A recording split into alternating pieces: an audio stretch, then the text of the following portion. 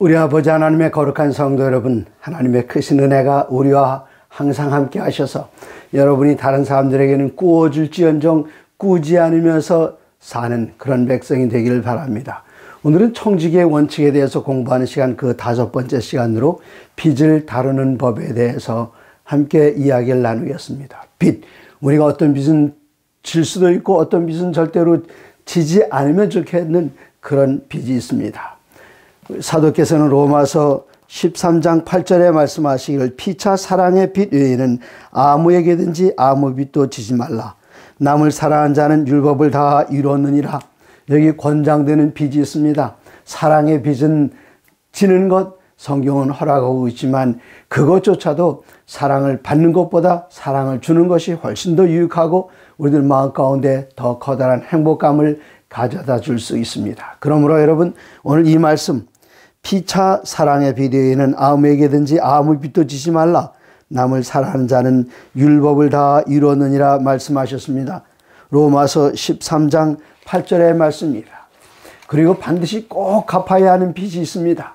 그 빚에 대해서 또다시 사도 바울은 로마서 1장 14절에 이야기했습니다.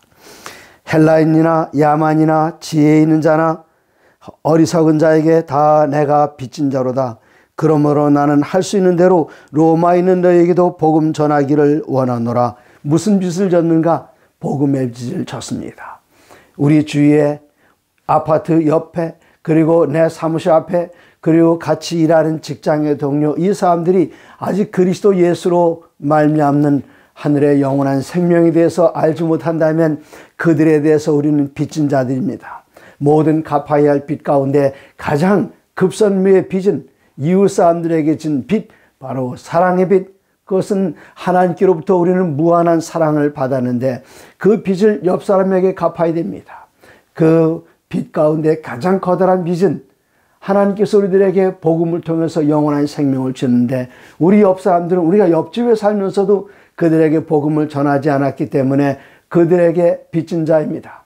그러므로 우리들의 모든 삶은 이웃 사람들에게 빚을 갚는 삶, 모든 사람 누굴 만나든지 우리 동네에 사는 외국인이든지 내국인이든지 누구든지 우린 다 빚진 자들입니다. 그러므로 항상 우리들은 그 사람들에게 빚을 갚는 방법을 생각해야 되겠고 삶 속에서 실천해 나가야 되겠습니다.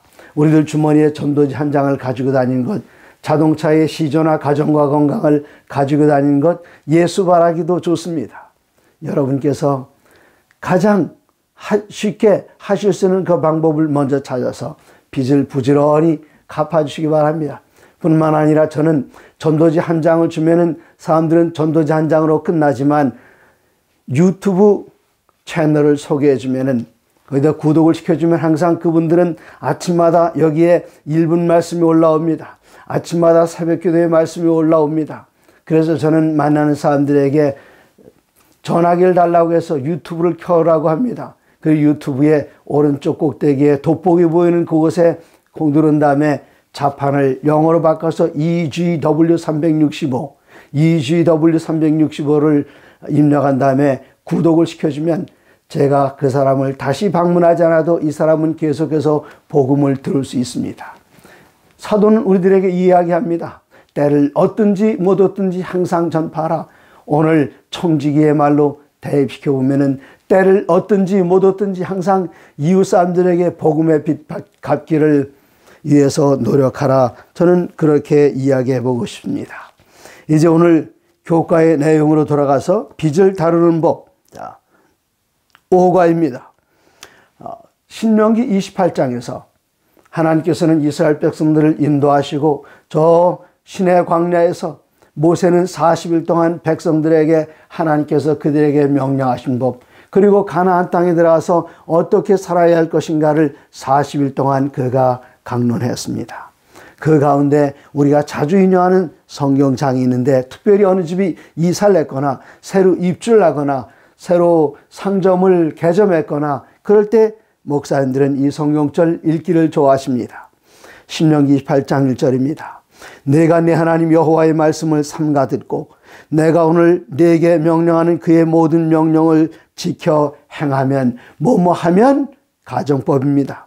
내 하나님 여호와께서 너를 세계 모든 민족 위에 뛰어나게 하실 것이라. 2절, 내가 내 하나님 여호와의 말씀을 청종하면 이 모든 복이 내게 임하여 내게 이르리라. 얼마나 아름다운 말씀입니까? 그리고 좀 건너뛰어서 12절에 가시면은 여호와께서 너를 위하여 하늘의 아름다운 보고를 곧 보물 창고를 여시사 내 땅에 때를 따라 비를 내리시고 내 손으로 하는 모든 일에 복을 주시리니 내가 많은 민족에게 꾸어줄지라도 너는 꾸지 아니할 것이요. 하나님께서 우리들에게 주신 약속의 말씀입니다. 우리들은 하나님의 백성으로서 그리스도인으로서 다른 사람들에게 넉넉하게 꾸어줄 수 있는 사람, 그러나 다른 사람들에게는 꾸지 않아도 될 그런 사람이 되기를 간절히 바라고 원합니다. 우리 주님께서 우리들에게 소원하시는 그것이 바로 다른 사람에게는 꾸어줄지라도 넉넉해서 우리는 꾸어올 필요가 없는 그런 삶을 살기를 바랍니다. 여기 청직의 원칙에서 그리스도인들의 삶의 원칙에 있어서 우리들은 두 주인 가운데 한 주인을 선택해야 되는데 우리가 선택해야 할 주인은 마태복음 6장 24절 주님께서 말씀하시기를 한 사람이 두 주인을 섬기지 못할 것이니 혹 이를 미워하고 저를 사랑하거나 혹 이를 중히 여기고 저를 경히 여김이라. 너희가 하나님과 재물을 겸하여 섬기지 못하느니라. 하나님을 섬기는 사람들은 재물이 있어도 하나님께 드립니다. 그러나 어떤 사람들은 재물을 쫓아가기 위해서 그들의 많은 것들을 희생합니다. 희생하는 거 괜찮겠죠. 그러나 희생해서는 안 될 것까지 희생하는데 일주일 내내 열심히 일하면서 안식을 기다린 것 참으로 좋습니다만은 그것이 너무나도 골똘하고 그것에 집중해서 돈을 버는 일에 집착해서 하루에도 12시간 그 이상 일하면서 아주 피곤해서 잠자는 시간도 줄이고 휴식 시간도 줄이고 안식일 날 안식일 시간을 구별하는데 그 축복의 말씀이 들릴 때에 너무나도 일주일 동안 피곤하게 일을 해서 그 축복의 말씀이 들리지 않고 오락가락하는 것, 이것은 하나님의 뜻이 아닙니다. 여기에도 분명한 원칙이 있습니다. 우리가 무슨 일 하든지 하나님의 영광을 위해서 일을 해야지. 돈이 있으면 물론 편리하게 살 수 있습니다만 그것이 우리들의 목표는 아닙니다. 그러므로 우리 주님께서는 너희 둘 중에 한 주인을 선택하라. 우리 주님을 하나님을 선택하고 그분을 섬기면 이 재물은 따라오게 돼 있지만 우리가 재물을 쫓아가느라고 거기에 모든 신경을 쓰고 우리들의 모든 시간과 우리들의 재능과 우리들의 노력을 투자하게 되면 하나님은 점점 멀어질 수 있기 때문에 우리 주님께서는 두 주인인데 그 두 주인 가운데 한 주인을 선택하라. 바로 하나님을 선택하라고 말씀하십니다. 시편 51편 14절에는 감사로 하나님께 제사를 드리며 지존하신 이에게 네 서원을 갚으며 환난 날에 나를 부르라. 내가 너를 건지리니 네가 나를 영원롭게 하리로다. 지금 시편 50편 14절에 있는 말씀은 그 앞에 하나님의 소유권에 대한 말씀을 먼저 이야기하십니다. 예를 들면 50장 10절에 이는 산림의 짐승들과 뭇 산의 가축이 다 내 것이며 산의 모든 새들도 내가 아는 것이며 들의 짐승도 내 것이미로다. 내가 가령 주려도 내게 이르지 아니할 것은 세계와 거기에 충만한 것이 내 것이라. 그렇게 이야기하십니다. 이렇게 모든 것을 주인이라고 주장하시는 하나님께서는 14절 감사로 하나님께 제사를 드리며 모든 것의 주인이신 분께서 우리들에게 제공해 주셨기 때문에 감사드림으로 하나님께 제사를 드리고 지존하신 이에게 내 서원을 갚으며 서원을 갚는다. 서원은 무슨 단어이죠? 서원이란 단어는 하나님께 하는 약속을 서원이라고 합니다. 하나님 내가 이거 하겠습니다. 그게 서원입니다. 하나님께 하는 약속. 그런데 서원을 갚는 것, 그러면 어떤 일이 일어나게 될까요? 하나님께 약속하는 것을 갚을 때에 15절에는 환난 날에 나를 부르라. 내가 너를 건지리니 네가 나를 영원롭게 하리로다. 환난 날에 하나님께 부르짖을 때에 하나님께서 우리를 건져주시는 그 모습을 다른 사람들이 보면 하나님을 찬양하기 때문에 네가 나를 영원롭게 하리로다. 그 앞에 나오는 말씀은 어떻게 할 때에? 서원을 갚을 때에. 이 성경에 서원이란 단어들이 여러 번 나옵니다. 구약 성경, 신구약을 통틀어서 구약의 서원이라는 단어가 제일 처음 나오는 것은 창세기 28장 20절에 기록이 되어 있습니다. 야곱이 형을 피해서 도망가다가 베델에 이르러서는 잠을 잤습니다. 그가 돌베개를 베고 잠을 잘 때에 사닥다리 꿈을 꿨습니다. 그 위에 계신 하나님을 보았습니다. 하나님께서 그에게 복을 내려주시는 말씀을 하셨습니다. 그가 잠에서 깨었을 때에 서원합니다. 창세기 28장 20절, 야곱이 서원하여 이르되 하나님이 나와 함께 계셔서 내가 가는 이 길에서 나를 지키시고 먹을 떡과 입을 옷을 주시어 내가 평안히 아버지 집으로 돌아가게 하시오면 여호와께서 나의 하나님이 되실 것이요 내가 기둥으로 세운 이 돌이 하나님의 집이 될 것이요. 자, 그 다음에 서원의 말씀이 기록되어 있습니다. 하나님께서 내게 주신 모든 것에서 10분의 1을 내가 반드시 하나님께 드리겠나이다 하였더라. 신구약 성경을 통틀어서 서원이라는 첫 번째 단어는 창세기 28장 20절 야곱이 하나님께 서원하는데 그 서원의 내용은 무엇인가 하면은 하나님께 제게 복을 주실 것을 제가 믿습니다. 이렇게 복을 주셔서 저를 평안히 아버지 집으로 돌아오게 하시고 또 저희들에게 양식을 주시고 의복을 주시고 그렇게 하신다면 28장 22절 내가 기둥으로 세운 이 돌이 하나님의 집이 될 것이요 하나님께서 내게 주신 모든 것에서 10분의 1을 내가 반드시 하나님께 드리겠나이다 하였더라. 이것이 첫 번째 서원이었습니다. 인간이 하나님께 드리는 첫 번째 서원, 그것은 제가 11조를 반드시 드리겠습니다. 11조를 누가 드립니까? 아무나 드리는 것이 아닙니다. 하나님께서 무한한 축복을 공급해 주셔서 하나님의 축복을 체험한 사람들이 하나님의 축복에 감사해서 하나님의 것으로 10분의 1을 돌려드리는 것, 이것이 11조입니다. 어떤 분들이 그래요. 11조를 꼭 드려야 됩니까? 11조를 안 내도 됩니까? 11조를 꼭 드려야 됩니다. 11조를 안 내도 됩니까? 안 내도 될 때가 있습니다. 하나님의 축복을 경험하지 못했으면, 수입이 없으면 수입이 없는 사람들에게 하나님께서 11조를 달라고 안 하십니다.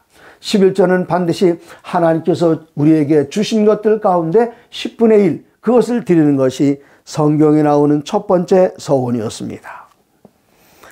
잠언 22장에 보시면은 잠언 22장 7절입니다.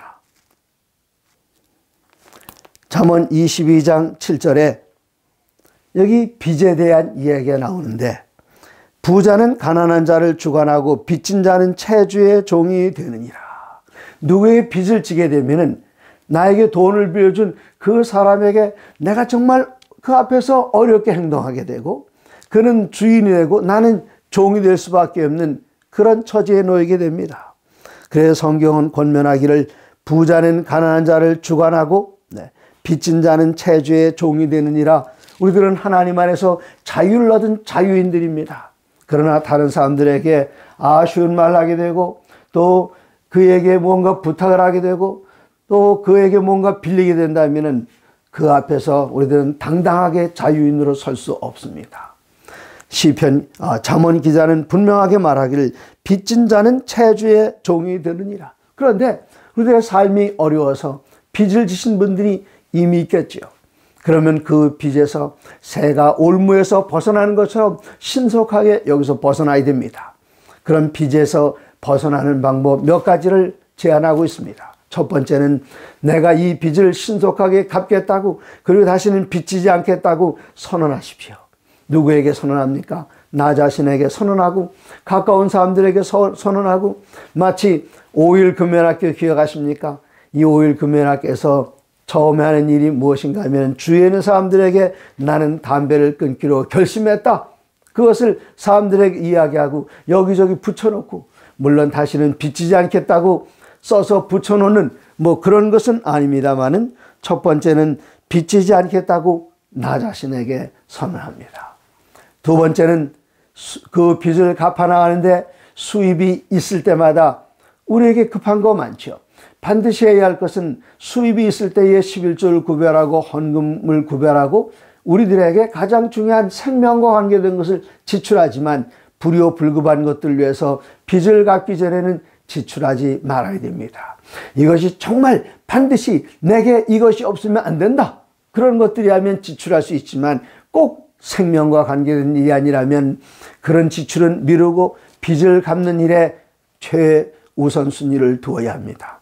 첫 번째, 선언하라. 두 번째는 빚을 수입이 있을 때마다 빚 갚는 일을 무엇보다도 먼저 해라. 무엇보다라는 말은 11조보다 먼저 아닙니다. 헌금보다 먼저 아닙니다. 또 여러분의 가족을 위해서 음식을 사는 것보다 먼저는 아닙니다. 그 외의 것들보다는 먼저 빚을 갚는 일에 최선을 다하셔야 됩니다. 세 번째는 내가 빚을 진 내용들이 많이 있다면 빚의 목록을 쭉 만들어 보십시오. 만들어 본 것 가운데 가장 커다란 빚, 어떤 분들은 집을 사기 위해서 아니면 전세를 넣기 위해서 은행에서 돈을 빌렸다, 이 빚은 굉장히 클 것입니다. 물론 이자도 큽니다. 그러나 모든 빚들의 종류를 다 나열해 놓은 다음에 가장 적은 빚부터 갚아 나가십시오. 그러면 그 속도가 빨라집니다. 커다란 빚부터 갚으려고 하면 그 뒤에 있는 적은 빚들은 평생 가도 갚지 못할 수도 있습니다. 그러면 작은 빚부터 지어나가고 또 지어나가고 점점 올라가서 큰 빚을 갚는 일에 총력을 기울여야 합니다. 이렇게 해서 신속하게 빚에서 벗어나야 합니다. 빚뿐만 아니라 우리들에게 어려움을 갖다 주는 것이 있는데 이것은 보증 서는 일입니다. 그래서 잠언 6장 1절로 5절에는 말하기를, 내 아들아, 내가 만일 이웃을 위하여 담보하면 타인을 위하여 보증하였으면 내 입의 말로 내가 얽혔으며 내 입의 말로 인하여 잡히게 되었느니라. 내 아들아, 내가 내 이웃의 손에 빠졌은즉 이같이 하라. 너는 곧 가서 겸손히 내 이웃에게 간구하여 스스로 구원하되 내 눈을 잠들게 하지 말며 눈꺼풀을 감기게 하지 말며, 누구에게 보증을 섰거나 누구의 것을 빌렸더라면 내 눈꺼풀을 잠들게 하지 마라. 신속하게 잠들기 전에, 해지기 전에 이것을 속히 정리하도록 해라. 5절에는 노루가 사냥꾼의 손에서 벗어나는 것 같이 새가 금을 치는 자의 손에서 벗어나는 것 같이 스스로 구원하라. 다른 사람을 위하여 보증하는 것. 내가 오늘 실수로 보증 섰다 그러면은 오늘 가서 잠들기 전에 눈꺼풀이 감기기 전에 가서 그 보증한 것을 취소하란 말입니다. 이런 보증을 섰다 그러면은 새가 올무에 걸렸을 때 빠져나가려 발버둥 쳐는 것처럼 최선을 다해서 빠져나가라. 우리 때때로 그 보증을 피하기 힘든 때가 있습니다. 가장 가까운 친척이 와서 내가 이거 꼭 해결 잘 할 테니 이 일에 보증을 서달라고 할 때 우리는 어떻게 해야 될까요? 우리들은 나는 그리스도인으로서 성경에는 보증을 서지 말라고 했다는 그 말씀을 분명하게 해주고, 내가 혹시 도울 일이 있으면 다른 방법으로 돕겠다, 그렇게 약속을 하시고, 내가 그에게 돈을 빌려줄 수 있는 어떤 한도가 있다면 빌려주는 것 좋습니다. 줄 수 있다면 더욱 좋습니다. 그러나 때로는 피하지 못하는 보증들도 전혀 없진 않습니다. 예를 들어서 내 아들이 자동차를 산다, 또 내 아들이 저 외국에 유학을 간다, 그럴 때 보증 서는 일이 있지 않습니까? 아들이 유학 가는데 아버지가 보증 서야지. 아들아, 이거 성경의 원칙에 의하면 보증 서지 말라 그랬다, 안 된다, 그런 말을 못하는 것이죠. 그러나 대부분의 경우에 있어서 빚 보증을 잘못 서가지고 집안이 망한 사람들이 한둘이 아닙니다. 제 가까이 있는 제 아내가 그 얘기를 합니다. 제 장인은 한의사이셨습니다. 수입이 적지 않으신 분이셨습니다. 그러나 젊어서 다른 분의 보증을 섰다가 모든 수입과 모든 재산을 거기에 다 대신 물어주게 되는 바람에 저희 처가가 어렵게 살았다는 그런 얘기를 제가 아내에게 들은 적이 있습니다. 이 보증을 섰을 경우에 통계에 의하면 75%가 대신 자기 자신의 재물로 갚아주었다, 그런 통계가 있습니다. 보증을 섰을 때 몇 퍼센트라고요? 여러분 잘 기억해 두시기 바랍니다. 보증을 섰을 때 75%가 그 보증에 물려서 재산을 날리게 되었다, 그런 통계가 있습니다. 네, 저에게 또 보증과 관계된 아름다운 이야기 하나 있습니다. 목회를 하다가 지금보다 좀 더 전문적으로 하나님을 섬기고 전문적으로 교회를 해야겠다. 그리고 전문적인 지식이 필요하겠다. 그런 생각이 들어서 앤드루스 대학교로 유학을 결심을 했습니다. 목회하다가 안수받은 다음이었습니다. 근데 그때에 재정보증인이 있어야 되는데 제 주위에 재정보증 서줄 만한 분이 딱히 없었어요. 근데 제가 생각나는 한 분이 있었습니다. 어느 장로님이신데 제가 그분 봐도 그분 직업도 든든하고 또 수입도 많은 분이시고 그리고 그분을 제가 개인적으로 잘 알고 그분에 가서 제가 유학을 가야 되는데 이 재정보증에 서명을 해 주시겠습니까? 그랬더니 제가 알던 그런 분이 아니셨습니다. 그분 성경의 원칙대로 하신 분이었습니다. 내가 권 목사를 잘 알지 못하는데 우리가 이런 거 보증 서줄 사이는 아니지 않느냐? 제가 그분에게 더 이상 조르지 않았습니다. 성경의 원칙이기 때문에 그렇습니다. 그러나 유학을 하기 위해서는 누군가 재정보증서에 서명을 해야 했습니다. 제가 어느 교회에 사경회를 하러 갔었는데 그 사경회에서 한 번 만난 그 장로님은 사업을 하시는 장로님이셨습니다. 기도드린 다음에 그 장로님에게 갔어요. 가서 제 사정을 말씀드리면서 제가 유학을 하는데 장로님께 부담은 드리지 않겠습니다. 서명만 해주시면 되겠습니다. 그랬더니 이 장로님께서 하신 말씀이 권 목사님 가신다면 제가 보증서 드려야 되죠. 그러시면서 이분이 은행에 가서 잔고증명까지 하라고 하면서 통장을 주시고 도장을 주시고 비밀번호가 다 주시고 제가 깜짝 놀랐습니다. 그분이 오수정 장로님이십니다. 네. 이 오수정 장로님에게 그런 사랑의 빚을 졌습니다. 물론 오수정 장로님께서 저로 인하여 단 한 푼도 재정 지출 그 일로 하지 않으셨습니다. 다만 이것은 입학을 위한 어디나 다 요구하는 서류이기 때문에 그런 경우들이 있습니다. 하지만 이때에 제게 사랑을 베풀어 주신 오수정 장로님에게 감사를 드립니다. 오수정 장로님에게 감사, 이런 표현, 이거보다 더 좋은 표현이 있습니다. 오수정 장로님에게 이런 너그러운 마음을 주신 우리 아버지 하나님께 감사와 영광을 돌립니다. 이런 경우에 보증을 서야 할 경우도 있지만 대부분의 경우에 있어서는 이 보증을 서는 일에 조심하지 않으면 올무에 걸리게 돼서 돈을 잃어버리는 것 괜찮아요.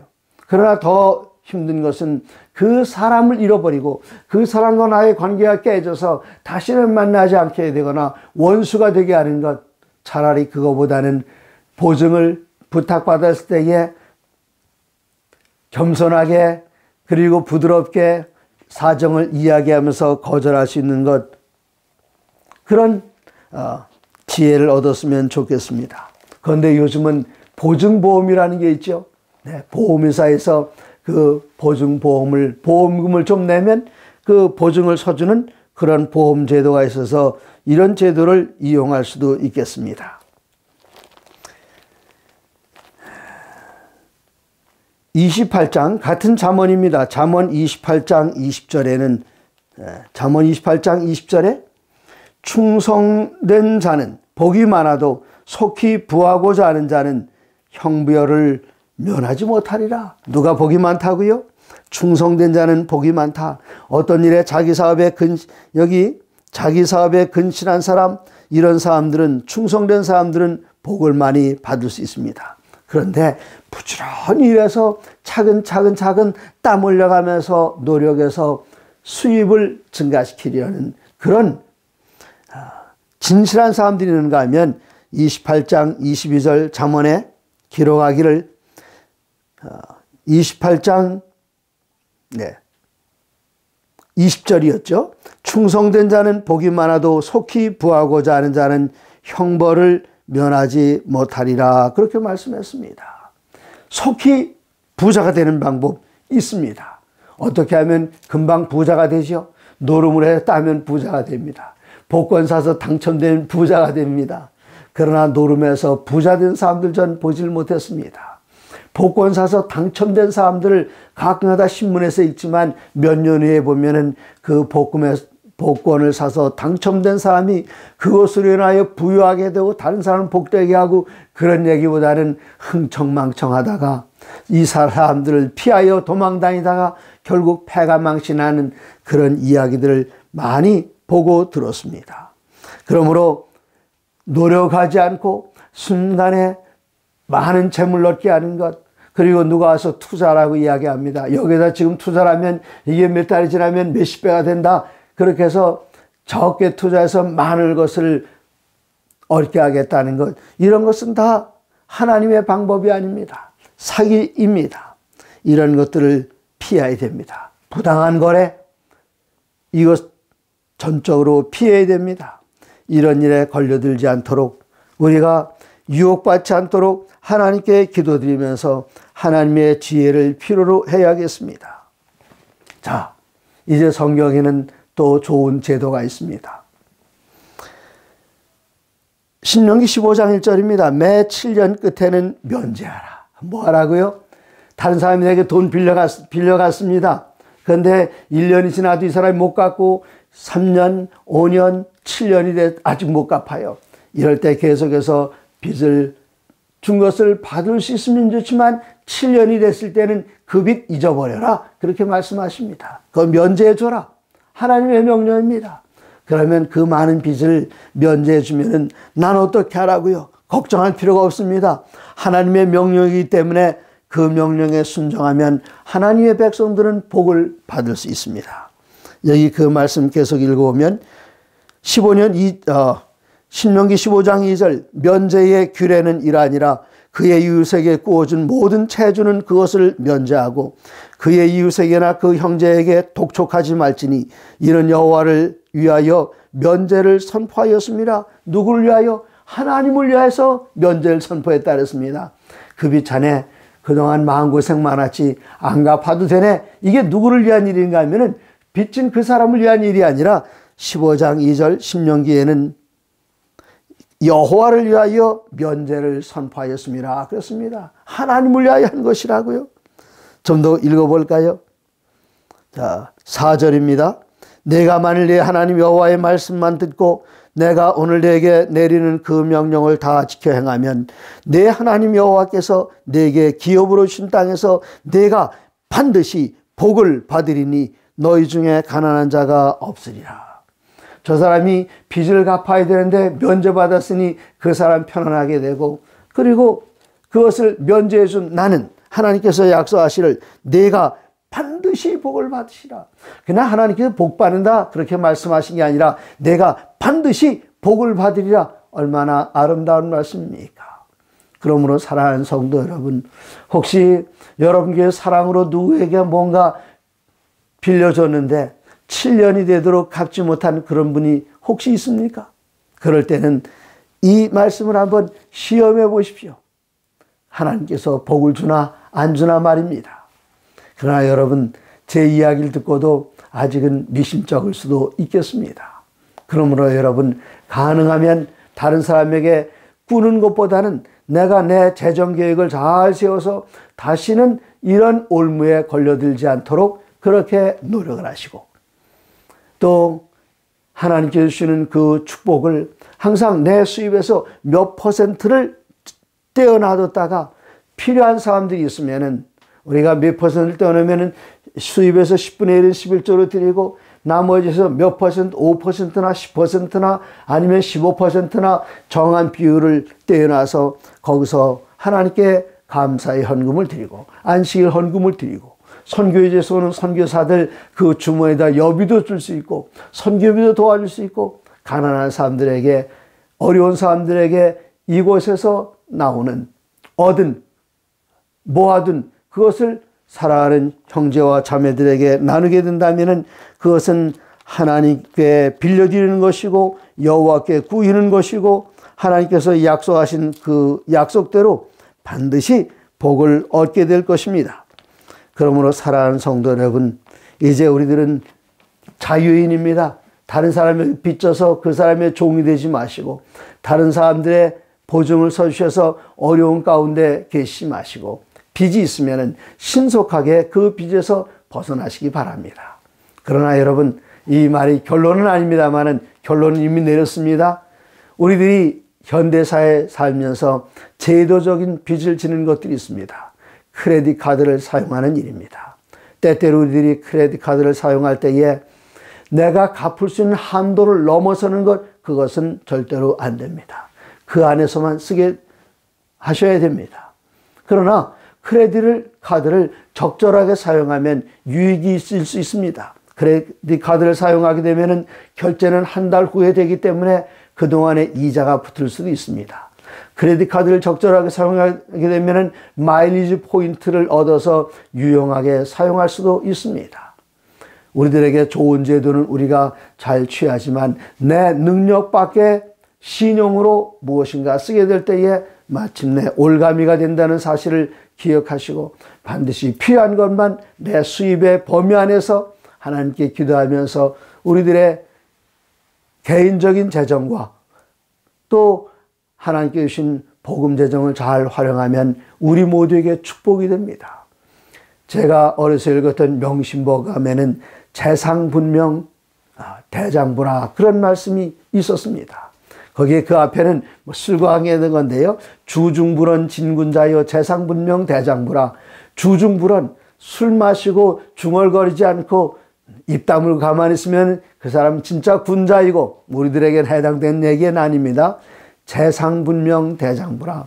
이 재산상에 있어서 남에게 줄 것은 주고 받을 것은 받고 그리고 내가 사는 이런 모든 것들을 꼼꼼하게 계획하면서 기록하며 사는 것, 그 사람들을 가리켜 쫌팽이라고 말하지 않고 명심복에는 재상분명, 재산상에 분명한 사람은 대장부라 그렇게 이야기했습니다. 우리들이 이런 경제적인 일에 있어서 하나님의 백성으로서 세상 사람들 앞에서 모범적인 삶을 살게 될 때에 그 영광은 하나님께 가게 되고 우리들은 하나님께 주시는 축복 안에서 기뻐하며 살게 될 것입니다. 감사합니다.